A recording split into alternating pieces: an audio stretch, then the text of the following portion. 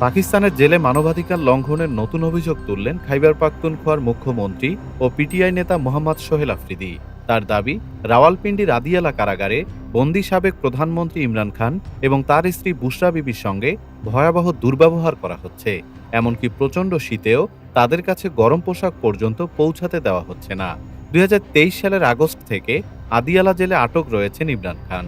মুখ্যমন্ত্রী সোহেল অভিযোগ করেন, গত কয়েক মাসে অন্তত ১০ বার আবেদন করেও তাকে ইমরানের সঙ্গে দেখা করতে দেওয়া হয়নি।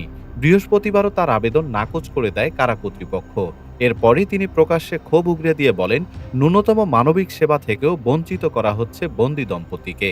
সম্প্রতি ইমরানের পরিবারের সদস্যদের সঙ্গেও দুর্ব্যবহারের অভিযোগ উঠেছে।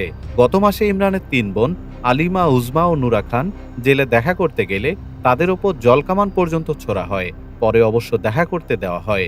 এই ঘটনাকে লজ্জাজনক ও অমানবিক অভিহিত করে খাইবার পাখতুনখোয়া সরকার বলছে, আদালতের নির্দেশ থাকা সত্ত্বেও নির্বাচিত মুখ্যমন্ত্রীকে দেখা করতে না দেওয়া প্রশ্নবিদ্ধ এবং উদ্দেশ্যমূলক।